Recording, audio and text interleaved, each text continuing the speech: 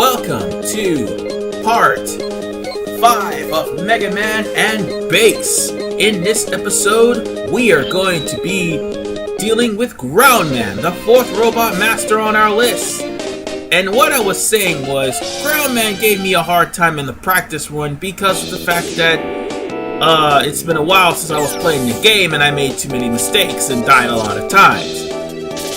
Although Burner Man was legitimate, downright legitimate. But on the subject of Ground Man, his stage, it is pretty much remnants of Sword Man. Yeah, this is definitely Mega Man 8.5 because they're definitely reusing graphics from Mega Man 8. Save for Ground Man, who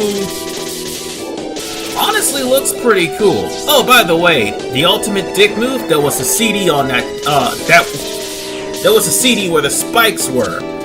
But I already got that CD because it turned into Treble Boost. But anyway, speaking of boosting, or should I say trying to boost yourself out of this area, there was quicksand there that you needed to get from, otherwise you'd have died. Also, these worms right here, that's why you need the stepladder part, and you're going to need the hyper dash, because these worms, they're faster than what you can actually climb and what you can actually dash. Without these parts, you may be taking some damage from them, and they hurt a lot. Not to mention, they take a lot of hits. So yeah, you gotta be quick to outrun these worms. Otherwise, if you started with this one first, these things would be the reason why it would be a tough time here in this stage. So, with that said, let's go into the next stage area, which is the mini-boss room. And this mini-boss here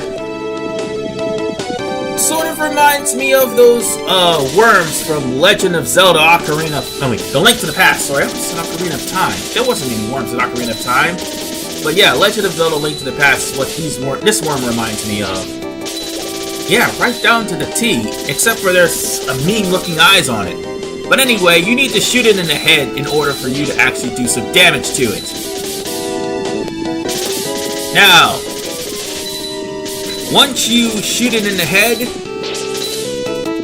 it will start being erratic. But the more shots to the head you deal with it, it will actually come to a part where its head will show up from the top, and its tail will show up from the bottom, and it will shoot out little embryos.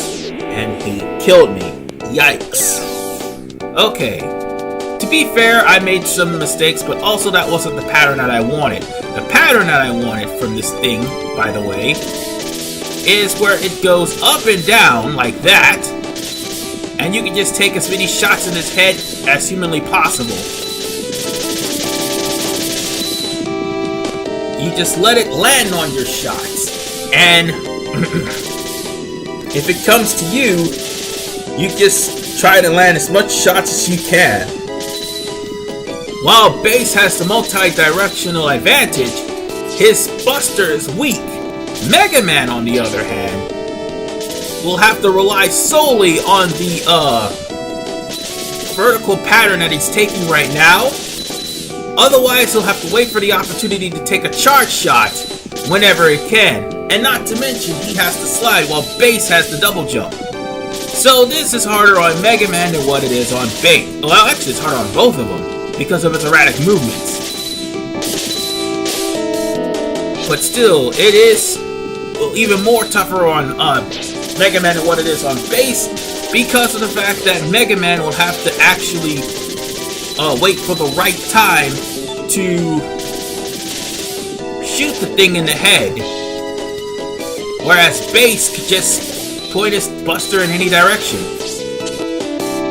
That's what I kept saying about this stage, or this game, being like dicks to both Mega Man and Bass in some degree. Oh yeah, I definitely needed that health. And now we're here at this part, where there's a bunch of shield attackers, and of course, a Joe. That happens to be in the way. You know, I should have actually used Ice Wall for this, but I didn't think about it at the time. And nor didn't think about using Ice Wall here. Now I have! Good old past me. Sometimes you think about things at the last minute. But anyway, now we've come here to this area where you have to shoot the totems to try to keep the mashing spike plate thing.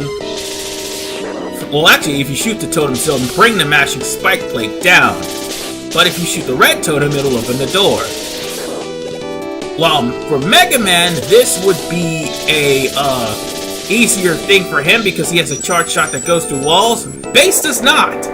So, yeah, you have to be careful with Bass. But there's a shortcut you can take to avoid having to go through that trouble. And that shortcut will lead you to 1-ups, a CD, healing items, worms that can actually be grinded to restore Bass's health. Unfortunately, the worms are not dropping any healing items, or any weapon items for that matter. Yeah, that's not cool, game. That's really not cool. Having me to go over the ground match stage with limited to no health. And again, I am sorry for the frame rate issues. That is the one thing that I'm pretty much scared of when I'm trying to record these games. Like for Mega Man X4 and 5, they had some frame rate issues. Possibly X6 may have frame rate issues as well. This game may too. And I had to pause the recording also to go to the bathroom. But then I realized what was coming up next. Those moles coming from the ground that slowly but surely takes away your platform. So I say screw that platform and go in as Bass. Mega Man does not have that luxury at all. He may have to ride the ice wall to get a good jump. Anyway, we're here at Ground Man, and I'm just going to take him on Buster only. Because you can take him down Buster only, it will be a little bit, tedious due to whatever pattern he chooses. Now, those drills will do a lot of damage, so you might want to be careful. Whenever he goes into the ground, you gotta be aware of where he's going. And also, watch out for the drills and watch out for his drill tank form. Excuse me. Anyway, let's try this again, this time with the remote mine, because this would make things a lot easier and go by faster. But yes, you can actually take him down Buster only. It can be done. I just made too many mistakes. With the remote mine, however, you can either A, plant the remote mine on him, and whenever he goes into the ground, the remote mine will actively detonate, causing more damage. Or B, you place a remote mine on the wall, and when he goes near the wall that you place the remote mine at, he'll do damage to him there. Once you get Drill Man's weapons, and I just did some damage to myself by accidentally landing on a drill, you'll actually do some serious damage to him. Plain and simple. With that said, we are done with Drill Man. Or Ground Man. I said Drill Man because Mega Man 4 has a guy named Drill Man with a drill weapon. So, yeah, there's that.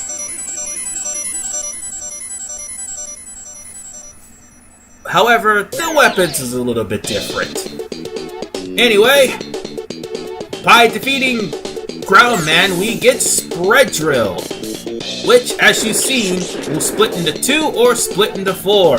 It's sort of like the Tornado Fang from Mega Man X3. God, I hate that game. But you will have to use its secondary ability for the security room. And we'll cross that bridge when we get there. But for right now, I need to get the Super Recover because I just got enough bolts to do it.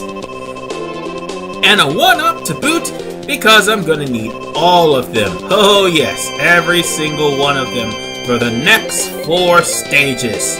Why? Because when it comes down to the next stage, I screw up a lot.